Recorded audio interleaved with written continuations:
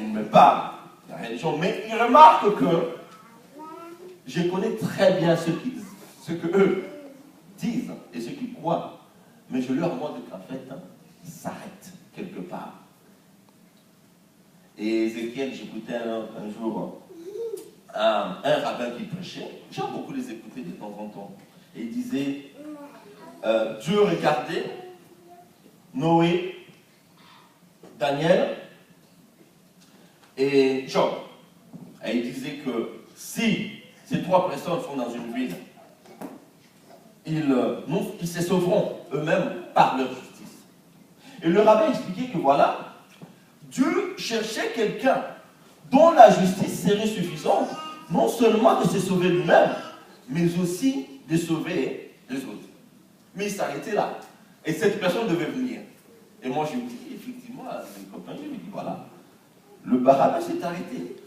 Mais justement, c'est lui qui devait venir, dont la justice était suffisante, non seulement pour se sauver lui-même, mais aussi pour sauver les autres. C'est Jésus-Christ, le Fils de Dieu. Amen. Amen. Voilà, mes frères et sœurs, ce matin, c'est de Jésus que je suis venu encore vous parler. C'est bien d'entendre, de réentendre les choses du Seigneur. Un jour dans ce parvis vaut mieux que 1000 ailleurs. Amen. Nous avons choisi le bon endroit ce matin, de partager ensemble la parole de Dieu. Et que Dieu nous fortifie, nous encourage, nous exhorte, nous console pour la semaine. Nous avons besoin de ça. Parce que nous ne connaissons pas, nous, la magie, les fétiches, où les gens vont se ressourcer pour leur succès. Mais nous savons que nous pouvons compter sur celui qui est au-dessus de toutes choses. Amen. Que ce soit dans nos vies familiales, que ce soit dans nos vies professionnelles, que ce soit dans nos épreuves, nous savons que nous pouvons compter sur lui et il agira. C'est pourquoi ce matin nous allons parler d'un thème. Je n'aime pas trop les thèmes. C'est quand je me mets devant le peuple de Dieu, je ne viens pas avec des thèmes. Je peux parler avec mon cœur. Alléluia. Mais c'est quelque chose en lisant qui m'a beaucoup travaillé. Effectivement, quand nous regardons autour de nous, nous voyons que souvent les enfants de Dieu passent à côté de quelque chose que s'ils avaient compris, ils feraient des exploits. Lèvons-nous et bâtissons. Quand j'ai lu ce petit passage, ceux qui parlaient, c'était des hommes, comme toi et moi. C'est pourquoi nous allons commencer par la lecture. Lèvons-nous et bâtissons. Voilà l'exhortation que donnait cet homme à ses frères. Lèvons-nous et bâtissons. Personne ne bâtira à ta place, ma soeur. Personne. Si tu ne te lèves pas, personne ne bâtira ce que tu dois bâtir à ta place. Ne remettons pas la faute sur les uns et les autres. Comme nous, souvent, Africains, c'est vrai, nous accusons beaucoup l'Occident. Mais ce matin, si nous comprenons que si nous ne nous levons pas, nous ne bâtissons pas, personne ne bâtira à notre place. Et il y a une grande révélation dans cette chose. Une grande révélation, ma soeur. Tu comprendras pour ta vie, que ce soit ta vie professionnelle, que ce soit ta vie familiale, ta vie personnelle, que si tu ne te lèves pas et tu ne bâtis pas, alléluia, Amen.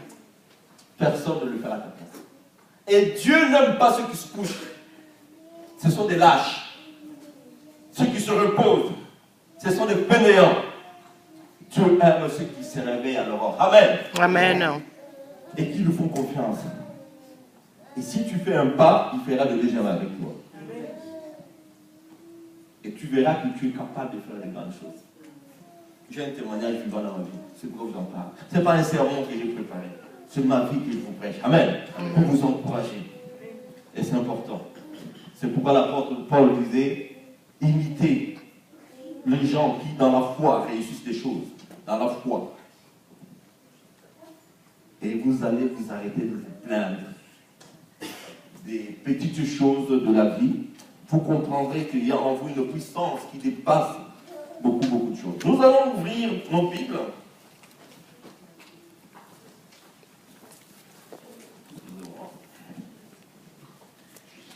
Nous allons commencer par le livre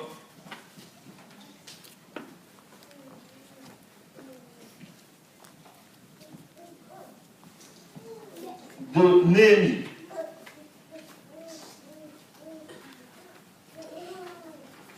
Ce que nous allons entendre ce matin, c'est valable pour un individu, une famille, aussi une nation. Néhémie chapitre 2. Quelqu'un peut-tu nous lire, s'il vous plaît?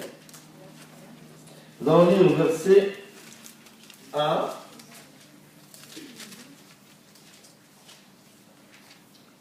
À partir du verset 1, mais après on va sauter, je vous dirai. Qui commence?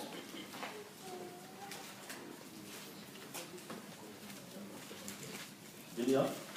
Je lis la parole de mon Seigneur Jésus-Christ. Amen. Chapitre 2, verset 1. Au mois de Nissan, la 20e année du règne d'Artaxerxès, comme il me fallait servir du vin au roi, je l'ai pris et je lui ai donné.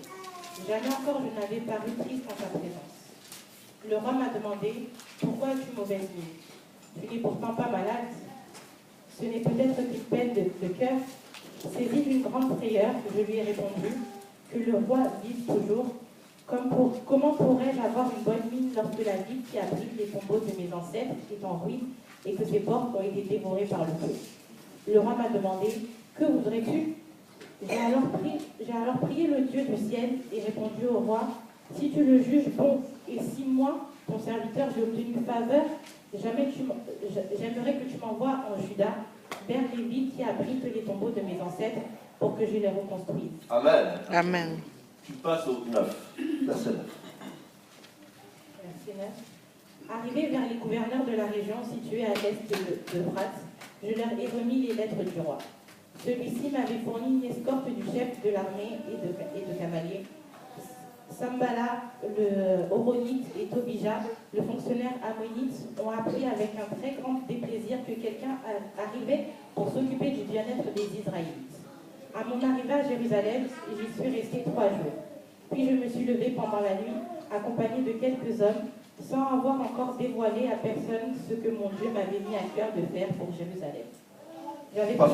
Passe au 17. Verset 17. Je leur ai alors... Vous voyez vous-même la malheureuse situation dans laquelle nous nous trouvons. Jérusalem est en ruine et ses portes ont été réduites en cendres. Venez, reconstruisons la muraille de Jérusalem et nous ne serons plus dans le déshonneur.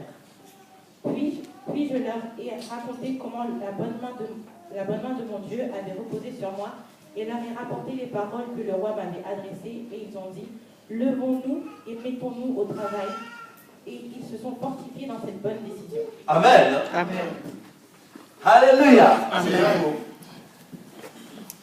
Dans une autre version, ils disent, levons-nous